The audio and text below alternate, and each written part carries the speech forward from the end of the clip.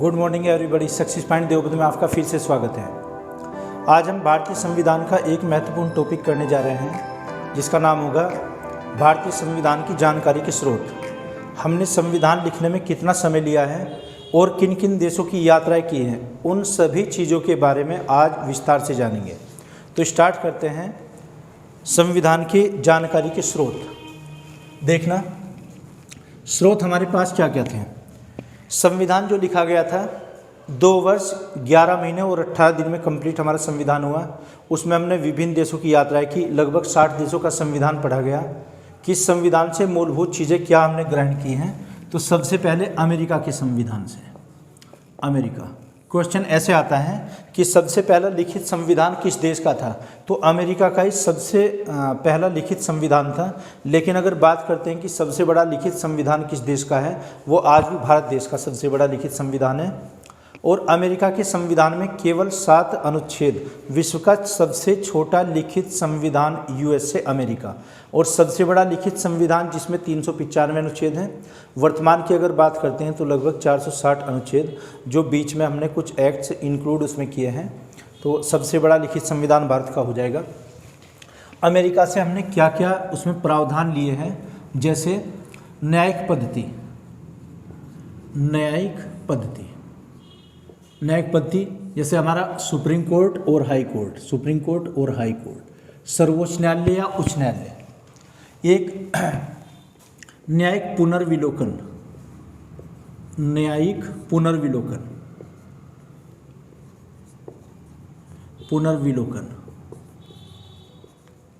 एक केस की जैसे बार बार सुनवाई करना।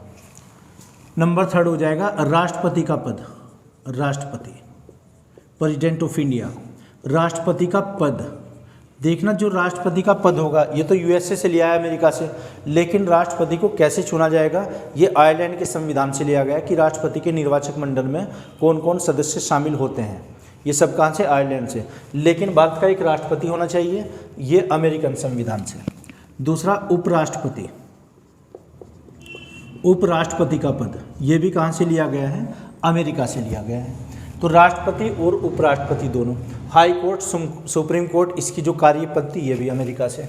एक यहाँ पर PIL, पब्लिक इंटरेस्ट लिटिगेशन, जनहित याचिका। PIL संविधान में पढ़ेंगे हम, जो सुप्रीम कोर्ट वाला चैप्टर होगा उसी में। तो PIL को बोलते हैं हम जनहित याचिका, पब्लिक इंटरेस्ट लिटिगेशन। जनहित याचिका ये प्रावधान कहाँ से? अमेरिकन संविधान से। और एक पंचायती राज व्यवस्था। पंचायती राज, देखना पंचायती राज से संबंधित हम जो अनुसूची पढ़ेंगे 11 और 12, उसमें मौलिक DPSP में एक आर्टिकल भी है, पंचायती राज्यों का विकास करना, और अनुसूची जोड़ी गई है जो 73वां संविधान संशोधन हुआ था। पंचायती राज को अमेरिका में ब्लॉक सिस्टम, ये अमेरिका की ब्लॉक सिस्टम पर आधारित हमारी पंचायती राज व्यवस्था है। ये सब कहाँ से? अमेरिकन संविधान से। उसके बाद में हमने जो ब्रिटेन से लिया है, इंग्लैंड या ब्रिटेन के संविधान से। यूके से क्या क्या प्रावधान है, जैसे संसदीय विशेषाधिकार, संसदीय प्रणाली, टोटल जो हमारा पार्लियामेंट्री सिस्टम है, ये कहाँ से लिया गया? यूके के संविधान से, इंग्लैंड या ब्रिटेन के संविधान से। और इसी में लोकसभा राज्यसभा की संरचना या फिर संसदीय विशेषाधिकार और एक एकल नागरिकता, ये ब्रिटेन के संविधान से। क्या क्या? एक तो एकल नागरिकता, सिंगल सिटीजनशिप। हम भारत के जैसे नागरिक हैं, किसी राज्य के हम नागरिक नहीं होते हैं, हम राज्य के निवासी होते हैं। तो भारत के नागरिक, एकल नागरिकता, सिंगल सिटीजनशिप, ये यूके के संविधान से। किसी देश में दोहरी नागरिकता भी है, ड्यूल सिटीजनशिप, अमेरिका के संविधान में। और तिहरी नागरिकता स्विट्जरलैंड के संविधान में दी गई है। अब स्विट्जरलैंड में अगर कोई नागरिकता ग्रहण करेगा तो उसे तिहरी नागरिकता दी जाएगी। और अमेरिका में दोहरी नागरिकता, एक तो अमेरिका देश की नागरिकता, जैसे हमारे देश में भारत की नागरिकता। अमेरिका में अगर किसी राज्य विशेष में रहना चाहता है तो वहाँ के राज्य की एक नागरिकता लेनी पड़ेगी, हम उसको डोमिसाइल बोलते हैं अपने देश में। अगर हमें एक राज्य से दूसरे राज्य में स्थानांतरित होना है तो दूसरे राज्य के हमारे पास डोमिसाइल्स बनने चाहिए, वहाँ के हम क्या होते हैं? मूल निवासी होते हैं।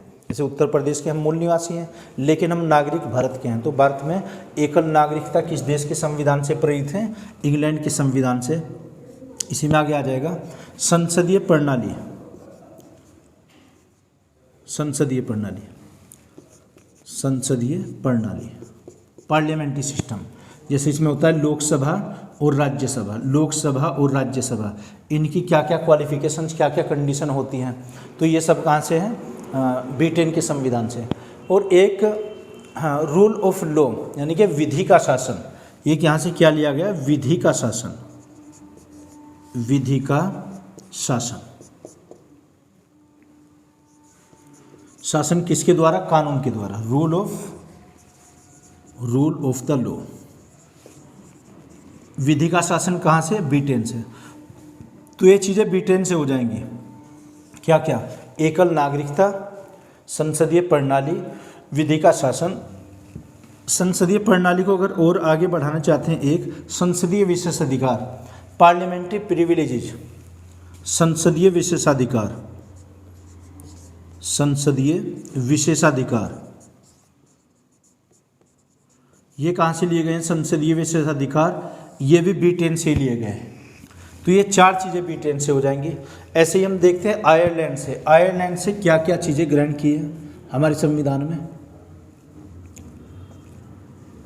आयरलैंड,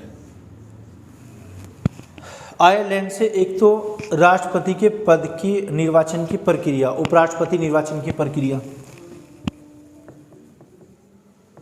राष्ट्रपति का निर्वाचन या चुनाव कैसे होगा? देखना, निर्वाचन और चुनाव में एक फ़र्क होता है थोड़ा। इलेक्शन में चुनाव को हम सिलेक्शन भी कह सकते हैं एक भाषा में, और निर्वाचन को हम इलेक्शन बोलते हैं। ग्राम प्रधान के लिए जैसे 4 मेंबर खड़े हैं, तो ग्रामवासी हर 4 को ही वोट देते हैं अपनी। जिस मेंबर के, जिस उम्मीदवार के पास जितनी वोट होंगी उसी के खाते में होंगी वो।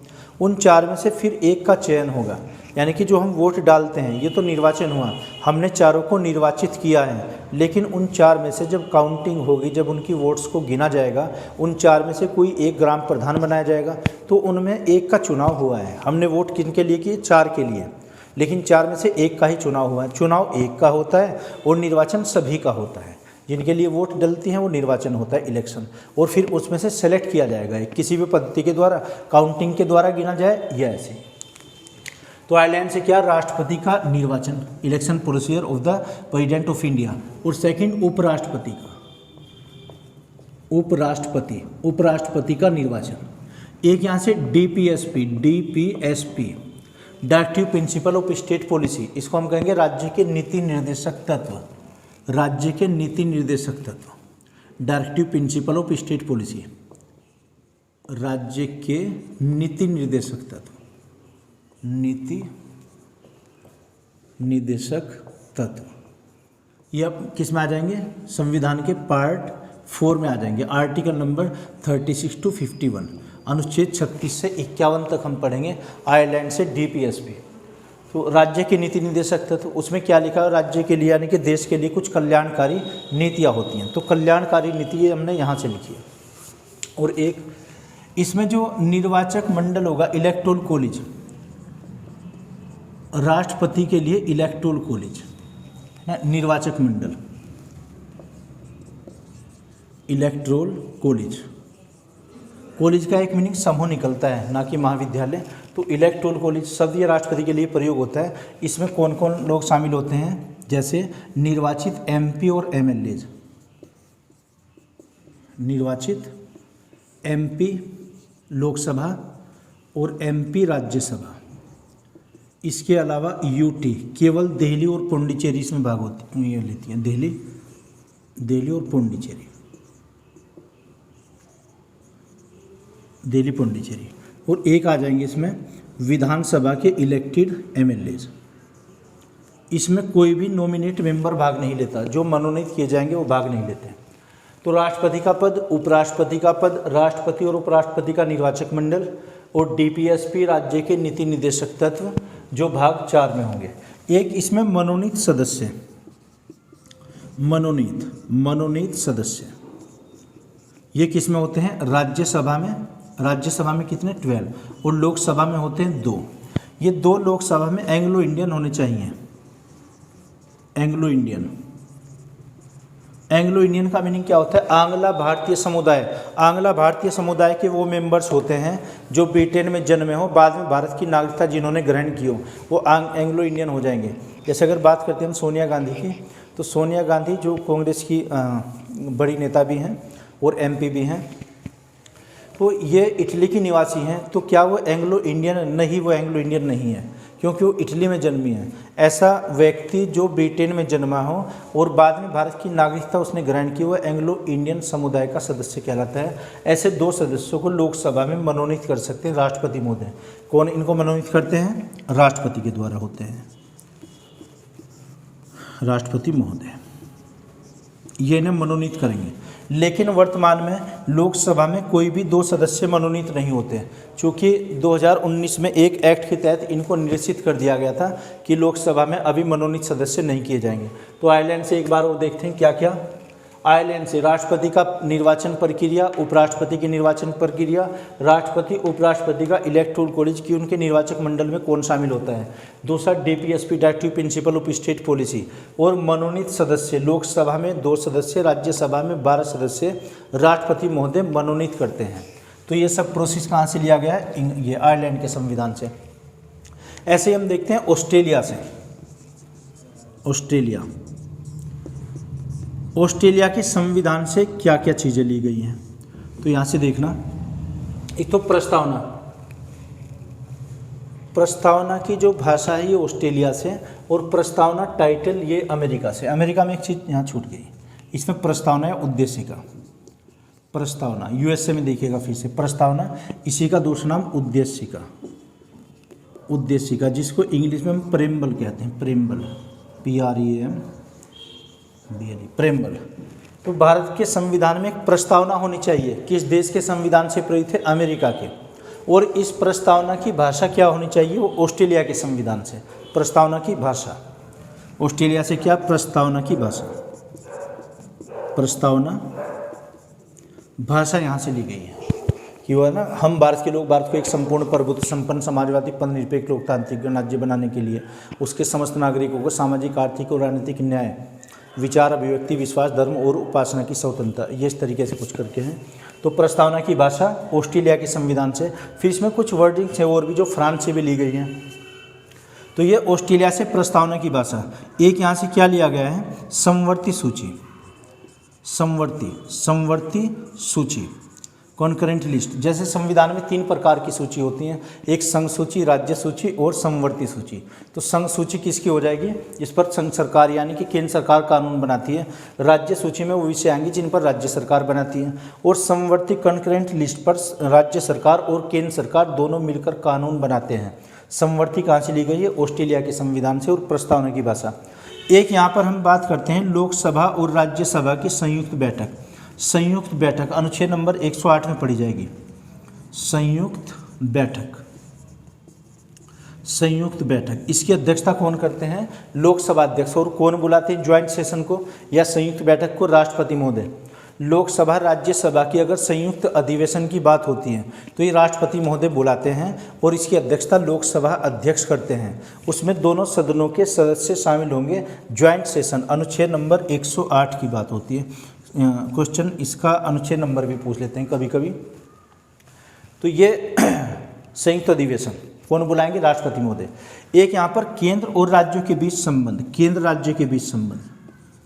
केंद्र तथा राज्यों के बीच संबंध क्या होने चाहिए? ये भी कहाँ पर? ऑस्ट्रेलिया की संविधान से प्रेरित है संबंध, ये आ जाएगा। तो अभी तक हमने 4 देशों का देखना, यूएसए, इंग्लैंड, आयरलैंड और ऑस्ट्रेलिया। आप इसे चाहे तो नोट कर लीजिए या फिर इसमें स्क्रीनशॉट ले लीजिए। इसको हटाते हैं, फिर आगे बढ़ते हैं।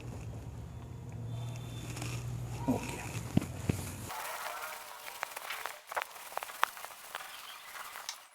देखते हैं फ्रांस से क्या लिया गया। फ्रांस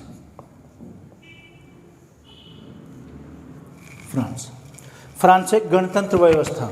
जैसे प्रस्तावना में हम पढ़ते हैं कि गणतंत्र राज्य बनाने के लिए हम भारत के लोग भारत को एक संपूर्ण प्रभुत्व संपन्न समाजवादी पंथ निरपेक्ष गणराज्य बनाने के लिए जो गणराज्य की बात होती है ये कहाँ से लिया गया? फ्रांस से। इस समय क्या लेंगे हम? गणराज्य। गणराज्य को इंग्लिश में रिपब्लिक, रिपब्लिक स्टेट। भारत को एक गणराज्य बनाने का प्रयास करेंगे। गणराज्य का मीनिंग होगा जहाँ का शासनाध्यक्ष अनुवांशिक नहीं होता। शासनाध्यक्ष मीन्स क्या हुआ कि जो यहाँ के प्रधानमंत्री या राष्ट्रपति हैं जो शासन करते हैं, शासनाध्यक्ष वो अनुवांशिक नहीं होगा, वो एक ही परिवार से नहीं हो सकता। वो नहीं कि पीएम बने फिर उनके पुत्र, फिर उनके पुत्र, पुत्र के पुत्र बनेंगे, वो राजशाही हो जाएगा। गणतंत्र का एंटोनियस जो विलोम शब्द होता है वो राजतंत्र होता है। तो जिस देश का कोई शासनाध्यक्ष अनुवांशिक नहीं होगा, शासनाध्यक्ष अनुवांशिक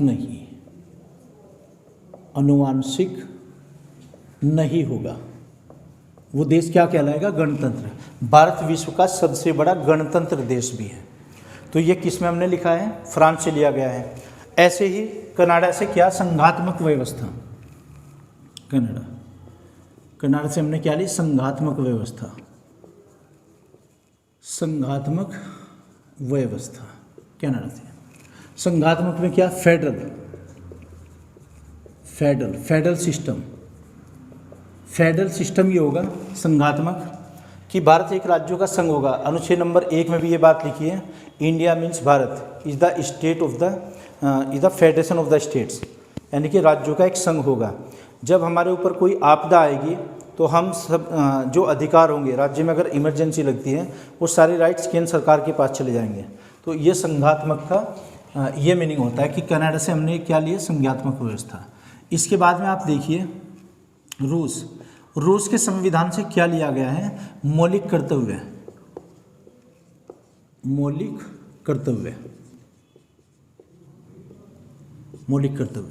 फंडामेंटल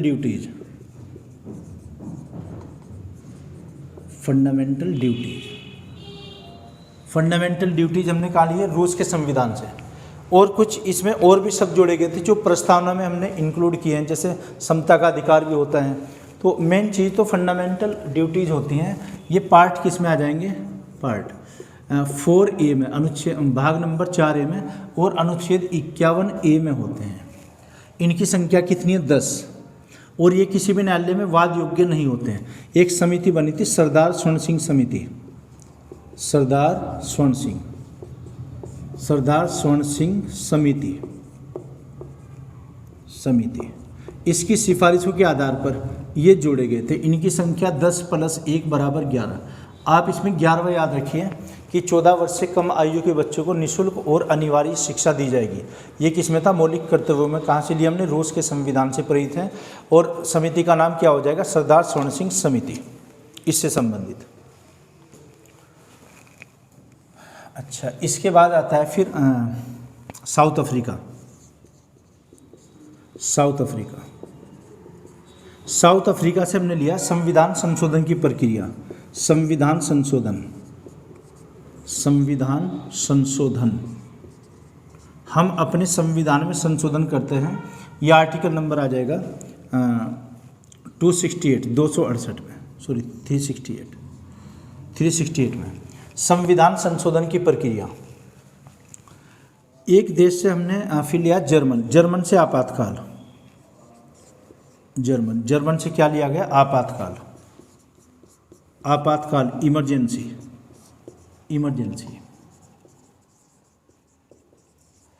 इमरजेंसी कितने प्रकार की होगी? इमरजेंसी 3 प्रकार की, जैसे राष्ट्रीय आपातकाल।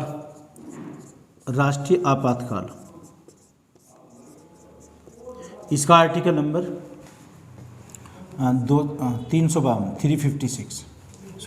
352।